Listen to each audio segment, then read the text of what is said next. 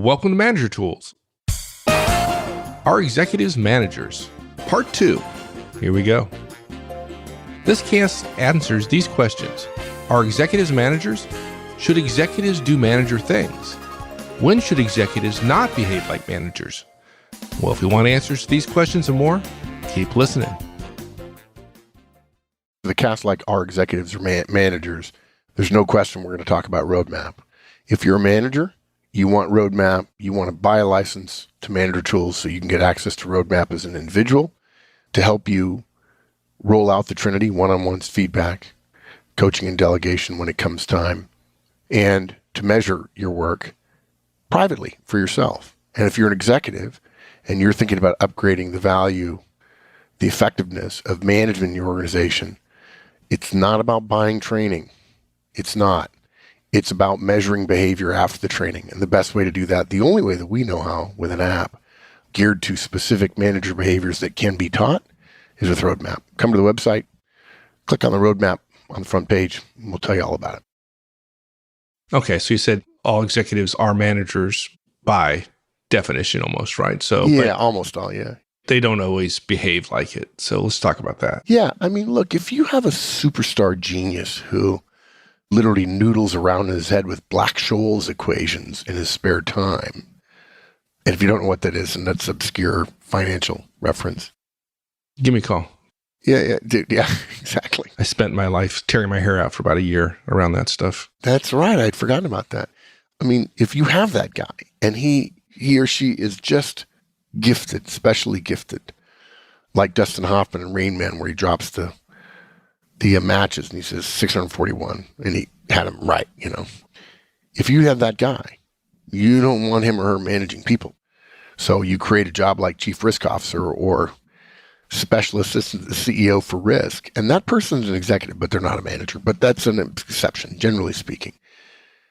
And you'd want to believe that executives understand that when you put all those parameters that we suggested, management, leadership, far from the bottom, time, locus of thinking, and so on, you think, okay, executives should understand that if they've got directs, they should do manager things.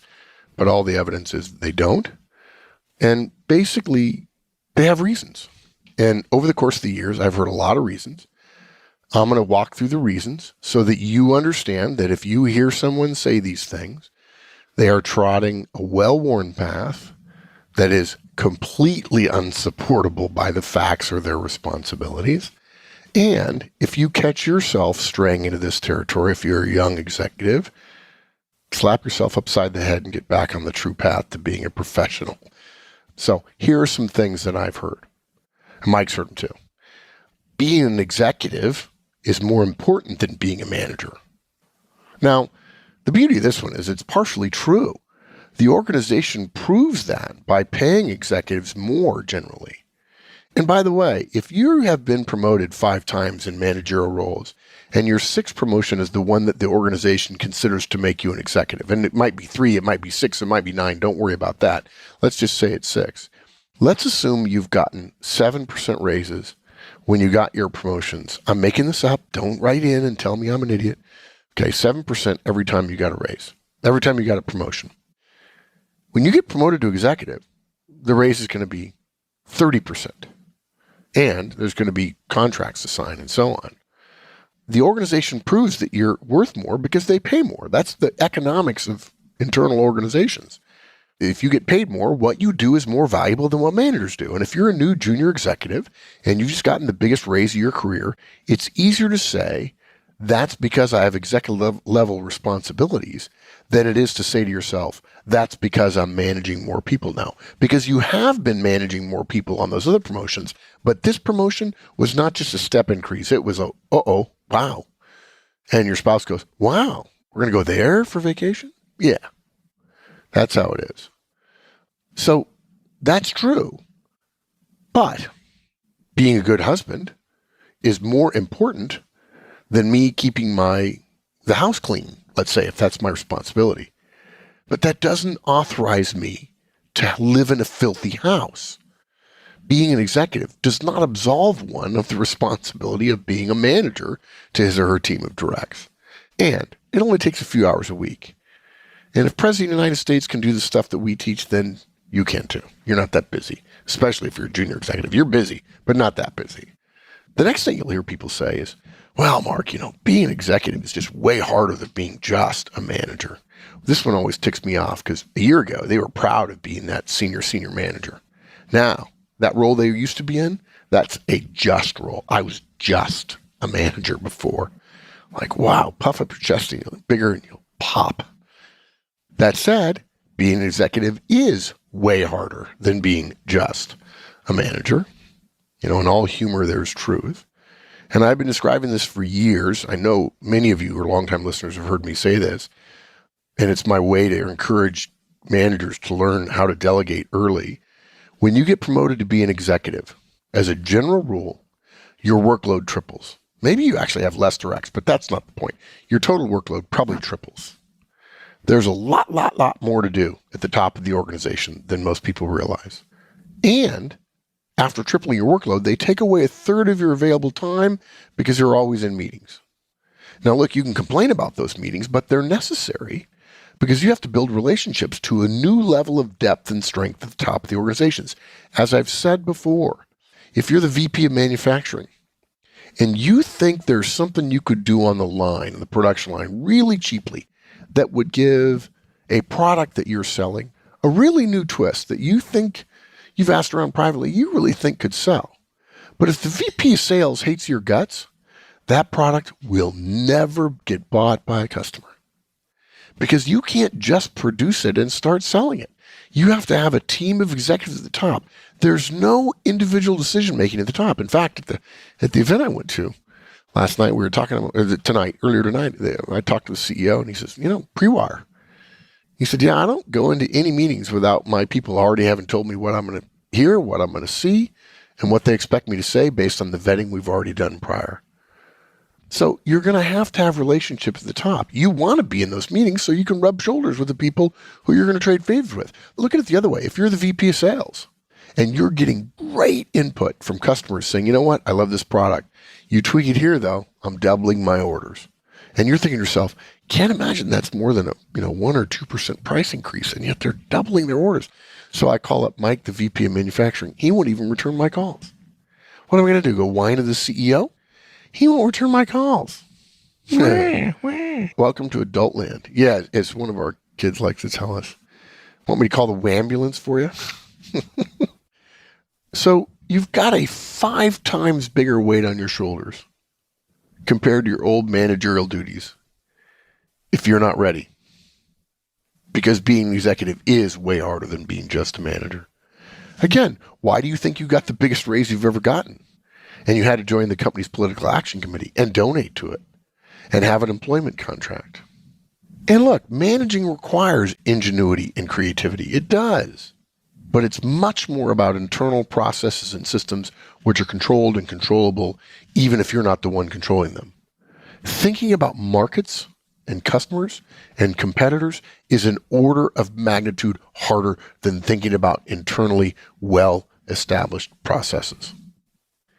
Even if you think you know what's happening in the market, you're just making up a story that fits the data that you have. The market is too complex to understand. It's like that, I'm reminded of the joke we told at West Point for our philosophy class, Mike. Final exam question.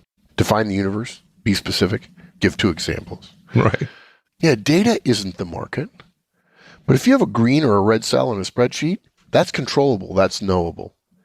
So being a manager is hard. It requires ingenuity, creativity, flexibility. And it doesn't require nearly as much of that stuff as being an executive does. Now, all that is to say, if you've been good at something for a while, managing, and then they give you a new pile of stuff to do that you've never done before, and it's really hard, you're going to put all your time into the new stuff because you feel risk there, and you want to tamp down your risk. And so therefore you tell people, look, being an executive is way harder than being a manager. I don't have time to be a manager anymore. They've got me doing all this executive stuff, which, by the way, is the ultimate humble brag. I'm so sorry. I just can't be you anymore. I'm too important. Yeah. They trust me. I have top secret files. We all know people like that. That's what. Oh, yeah. Next thing I hear, and by the way, Mark, my directs don't need to be managed by me anyway. They're self-managing. I didn't need to be managed by my boss. The newly minted executives likely managing folks who are very close to being capable to being an executive. In other words, he's managing people who are just like he was yesterday before he got promoted. And he didn't get managed at his last job, working him for an executive he's now peers with, and he got to this level. So maybe that's the point. Less and less management as you go higher up. Why not, right? And the answer is no, that's not actually how it works. There is a lot of behavior to support that, but not in the best organizations in the world. Another thing we hear, I'm a leader, not a manager. Slightly different than being an executive, being harder or more important than managing. Being a leader, as they're describing it here, is I'm not a manager, and therefore I don't have to do plebeian things. And this one kind of irritates us because one of the fundamental principles of being a leader, and Mike and I learned this at school, is you have to set an example. But if you say I'm a leader and not a manager, so I don't have to do manager things, I don't have to set an example for the people who work for me, saying I'm a leader, not a manager, is saying I'm too good to set an example for little old you. I'm so important to the organization, they don't want me spending my time being a leader because that would mean having to set an example. I'm just going to be an executive because I'm getting paid to be an executive. Actually, no, you're getting paid for results. You wouldn't want to slip up. Another thing that they say, and this one's, I think, fairly clever, I won't get in trouble for not managing. And they won't generally. Executives don't get in trouble for being bad managers. But she will get in trouble for not achieving the key results she's supposed to achieve. Right. So it's kind of true, but a little short-sighted, I'd say. Yeah, exactly. Yeah, absolutely. Right. And if you don't manage and you don't have, and you didn't pick your team, and you don't build good relationships with them, you might start out okay, but it won't be sustainable. And if you're an executive, everything you do is supposed to be sustainable. Otherwise, if executives do non-sustainable things, pretty soon the organization will be non-sustainable. It's just how things work. Another thing people don't say it this way, but you get the hint that I feel like an executive when I do things only executives can do. And by the way, those things don't include things like reading status, asking questions as a matter of routine, following up, following your schedule, staying on top of email, giving feedback, returning phone calls. Yeah, coaching people, delegating. Right. Yeah. All those things that are merely managerial responsibilities. Exactly. Yeah.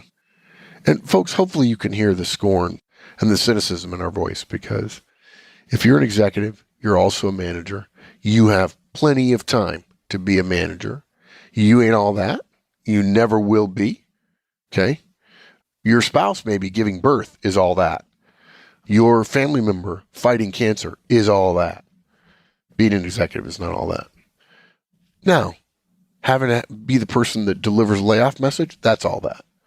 But not being a manager, you ain't that good. Another thing, I just don't have time. And we mentioned this previously. But at least this excuse isn't being tarted up as a put down of managers, right? It's, I'm too cool for that. It's just an acknowledgement that I've got 5 times the work and I don't know how to handle it. Well, the first thing you do is systematize some things so you minimize the amount of time they take. And we've said it before and we'll say it again, guys. Managers who engage in one-on-one, managers or executives who engage in one-on-ones the Manager Tools way, we guarantee you will get more time back in your calendar than you spend in one-on-ones. We have data to support it. So all of these reasons are reasons we've heard over the years for usually new executives, but also some seasoned executives, what they say, what they have for not behaving like managers. And there's a part of those people that know that they should, but for these reasons and others, even though it makes them probably feel a little bit oily at times, they generally don't. On the other hand, there are reasons why execs should behave like managers. That's the last should I'll give you, because we don't like that word. We want you to behave like managers while also handling your executive responsibilities. Now, it's counterintuitive to a lot of young people, a lot of executives, a lot of managers, that if you spend time on problem or issue B, issue A will get better. But managing is just the efficiency and execution part of executive leadership. Leadership is not just setting the example and having an idea and walking away. Leadership is having an idea, setting the example, making the decision, which is both a choice and a plan to implement, and then being well enough involved in the planning and implementation that you can manage the implementation. You don't put your best foot forward with a great idea because you think of yourself as an executive, only to drag the other foot behind because management is beneath you. Okay? Churchill said, however beautiful the strategy, you should occasionally look at the results. Doesn't matter how good your plan is. If it's poorly implemented, nobody's going to think it was a good plan. Or if you go around telling people it was a great plan, but it just didn't turn out well, you're throwing your people under the bus. So look, guidance. Executives must manage because it sets an example for other managers in the organization. Executives who engage in managerial behaviors say to others, I do these things because they work, and therefore I expect you to do them. I won't ask you to do something that I won't do. In other words, me getting promoted to executive doesn't mean I'm no longer responsible for being a manager. I'm going to expect you to do it, and by gosh, I'm going to do it. And if I'm halfway worth my salt and my experience, I'm going to be as good as you at it. Or at least I'll be above the mean for everybody in my organization because I've been doing it longer and I'm smarter because I'm where I am. But it may not become natural to me. I'm still willing to work hard for it.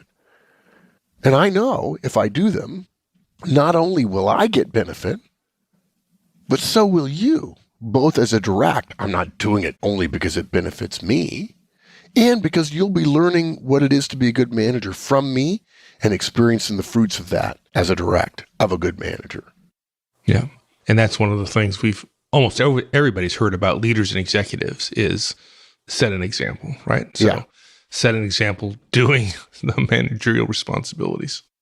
Yeah, I would say the setting example is fairly weak in corporate executives. Fairly weak. That's sad. Yeah, but it's changeable. That's why we're here. Another thing, executives must manage in other words, they must engage in managerial behaviors because relationships matter more than ever. You cannot maintain great relationships at your level and above as an executive and then let wither the relationships with those people underneath you on the org chart and look in the mirror and call yourself ethical about your relationships with people. No, you're just a suck up. Okay? If you can walk with kings, but not lose the common touch. I think I've got that slightly wrong from the meter of that. If you lose touch with your team, trust will start to degrade, and trust is the engine of effectiveness in the organization. Take it from someone who didn't know that when I was a young officer, and the organization, your team, will start to sputter. You may be thinking about the next rung on the ladder, and there's nothing wrong with desiring more authority, provided you're ethical about it. But remember that the further away from the bottom you get on that ladder, it's probably worth to check the strength of the rungs holding you up so high before you start coveting the next one up the ladder. Because the fall from grace is, the higher you get on the flagpole, the more your butt's exposed. Yeah. And look, executives must talk about performance because the higher you go, the more demanding the standards. You can't stop or continue not giving feedback at executive level because people don't need it. The standards are higher, for heaven's sakes. Oh, and it's harder to get done too. Standards not only higher, but the complexity of the work and the difficulty of the work that you're asking the organization to do gets harder. Yes. Now's not the time for, that was fine, we'll talk later, sort of faint-hearted platitudes. Good job, guys, or hey, yeah, maybe we could do that better next time, right? Now's the time for candor built on trust. Rest assured, guys, if you're an executive now and you mess up at this level in front of the CEO, candor will be in your future. And then the question would be, what would you want from your executive boss? You want silence from your boss? If you don't want silence from your boss, you got no business not being a manager to your team of directs as an executive. If your boss is not setting the example, fine. Have yourself a 15-minute tizzy fit. Go drink a beer, have a cigar, have some scotch, and then decide, I'm not going to do to my people what he or she is doing to me. Won't do it. Maybe I won't be as good as him. Fine. Because I don't want to be him. Next, executives must delegate because delegation is the engine of development at the top of the organization.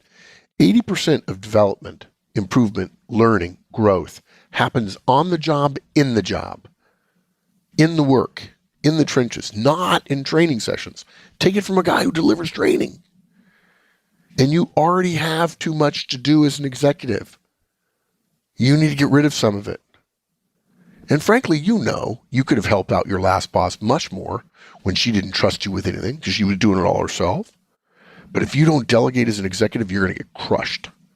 If you haven't built trust and relationships well enough yet, so you don't think you can delegate, fine. You're in pain for 6 more months, and then you'll be out of it. Start with building trust and relationships. Start your one-on-ones. Start there so that in 6 months, you'll know them well enough and you can start delegating. And delegation takes a minute. And we've already given you casts on what to choose to delegate, what to say, whom to delegate to, how to decide. We've made it as simple as we can possibly make it. The fact is, managerial behavior isn't beneath executives. It's part of being an executive. You know what? It's like, you know that feeling you get when your baby's 6 months or 9 months old and they fall asleep in your arms and they're just so happy. And they're just like a sack of bones. They're like boneless, right? They're just so calm and so relaxed. And we crave to be like them for the rest of our lives, right? Yeah, and that feeling is, I think, absolutely a spiritual joy when you experience that, okay? Doing managerial behaviors is changing dirty diapers. I talked to some young guy recently, and his wife had just given birth, and they're all excited. I said, okay, dude, I'm not going to tell you. If you want work advice, we'll talk about that some other time, but I'm telling you the most important advice I can give you now. I don't care if your wife doesn't work and you do. This is how to win. I'm telling you right now. Baby cries, middle of the night. I don't care. You get up. Don't whine to me about how bad sleeper you are. Get over it, okay? You're not going to look back on your life when you're 60 and go, I didn't get up for the baby. I'm a light sleeper. What a weaselly thing to say. So you get up, you go to the baby. By the way, you get some alone time with the baby, which is good. You change the baby. The baby gets in a clean diaper. Then you take the baby to your spouse, okay, assuming breastfeeding, and your wife feeds the baby, and then you take the baby back to the other room. And by the way, the baby's falling asleep, but now you don't wake him up by changing the diaper. You're a king. You're a prince to your wife and a king to your baby. Management is about changing diapers. They may not be sexy. I mean, I've said it before. Management isn't cool. It's not sexy. It's not pretty. They don't write books or do movies about it. They make movies about leadership and stuff because it's dramatic. It's about a volcano is blowing up. Good management is boring and repetitious. May not be sexy, but it works. You know, a baby that you love that smells bad because you never changed his diaper, not a good deal. Management is the implementation part of decision-making, which is both choice and action. You can probably, as an executive, get away without managing. But I can assure you, dark times lie ahead of you, to quote Dumbledore, and there will come a time when you must choose between what is easy and what is right. And remember Horstman's middleman rule. Would you want that visited upon you? Yeah. So summarizing, guys, executives are managers, even if you don't see the evidence of it. There are good reasons why people think I don't have to do that anymore, but those reasons aren't results, and they don't hold up. If you want to be good, you have to do your executive stuff and learn it, while also still continuing to manage. Do the right thing. Manage. Awesome. Very motivational. Like, dudes, like, hey, everyone, let's go out there and make the world safe and change some diapers. The Diaper Cast. Yeah, I'm sure I'll hear about it. Awesome. All right, my friend. Enjoyed it. We'll talk to you.